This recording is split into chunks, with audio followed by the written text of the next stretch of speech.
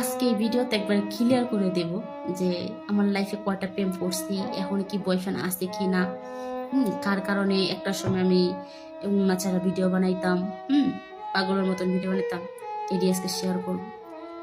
আমি যখন এই প্রবাসে আসি, একটা ছেলের সাথে আমার পরিচয় হয়। তখন সেই ছেলেটা কিন্তু গান কইতো বিগুতে। তখন ছেলেটার কণ্ঠ দেখে আমার অনেক ভালো লাগছে। আমি জানি না, আমার মনে এমনি খাইরে নিছে ছেলেটা। তখন আমি তাকে ফলো করতাম, কিন্তু ভালোবাসার কথাটা প্রকাশ করতাম না। পরে কেমনে কেমনে প্রকাশ হয়ে গেছে। যাক, তার সাথে আমার সম্পর্ক হয়েছে, বাট মনে মনে যেটা চাইছে এটাই হয়েছে। তার সাথে আমি রিলেশন করছি বাক্কা দিন। করার পর মানে ঝগড়া হইতো, আবার মিল হইতো, আবার ঝগড়া হইতো, আবার মিল হইতো, এরকম। মানে সে মানুষটা জানে যে আমি কেমন ছিলাম একটা সময়, ছোট মানে কেমন বয়স ছিলাম না ছিলাম, একটা সেই মানুষটাই জানে।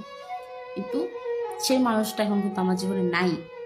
এই মানুষটার জন্যই কিন্তু টিকটকে আইসা আমি নাচারা ভিডিও বানাইতাম, হ্যাঁ, এই পাগলের মতন ভিডিও বানাইতাম।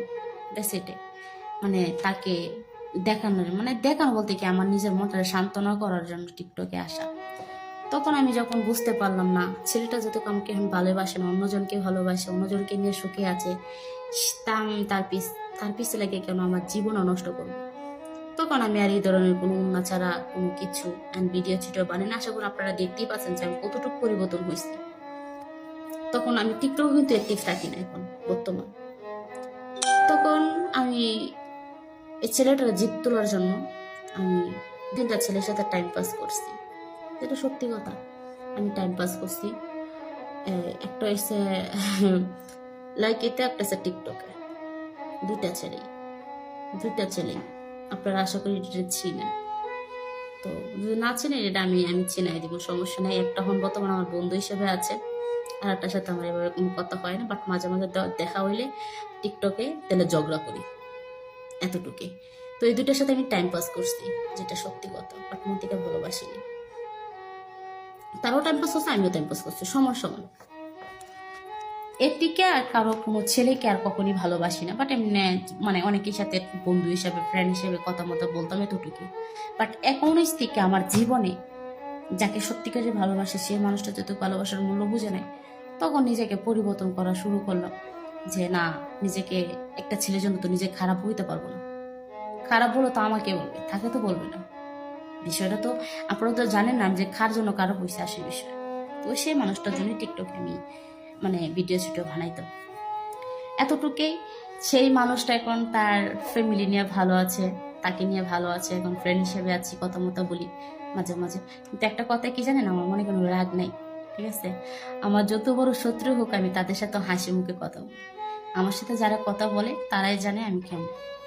তো কিছু কিছু ফ্রেন্ড সাইকেল এখন বর্তমান যাদের সাথে পরিচয় হইতেছে, বাট সময়ের জন্য কথা বলে। আর সময় আমার না, আমার সময়ের জন্য আমি কেউ সাথে কথা বলে ইচ্ছাই নেই। সত্যি বলতে কি, এখন আমার কেউ সাথে কথা বলতে একদম ভালো লাগে না। কারণ আমি জানি না, এই যে টিকটকে মন চাইলে আসে, মন না চাইলে আসে না। সারাদিন ইউটিউব নিয়ে ঘুরে থাকি। এই ইউটিউবে আমি ভিডিও দেখি, নাটক দেখি, এতটুকু। তো আমার লাইফে এখন বর্তমান আমি কাউকে আমার লাইফে আমি জড়াইতে চাই না। আমি একা আছি, একাই থাকতে চাই। এটা কিন্তু বাস্তব কথা, যেটা বললাম। আমার ফোন হয়েছে 5টা থেকে 3টা ভেঙে ফেলছি। এখন বর্তমান আছে 2টা, এই যে একটা, এই যে একটা, যেটা ভিডিও বানাইতেছি। তো একটা ধরুন আমার ম্যাডাম তারা সবাই ফোন তুললে, আমি একটাতে ধরি, আর একটাতে ধরো আমি ভিডিও সিডিও বানাই, ব্যাস এতটুকুই আমার লাইফের কথা আপনাদের কাছে শেয়ার করলাম। যে এখন আমার কোনো জীবনে এখন কোনো বয়ফ্রেন্ড চাই না, ডাইরেক্ট বিয়া। যাকেই পছন্দ হয় তার ভালোবাসার কথা বলবো না, ডাইরেক্ট কাজে পেশা নিয়ে বিয়ে করে ফেলবো, ঠিক আছে? আর আমার জন্য সবাই দোয়া করবেন। আমি খুবই তাড়াতাড়ি একটা স্বপ্ন পূরণ হইতেছে, তারপর একটা খুশির খবর পাইতে পারেন আপনারা।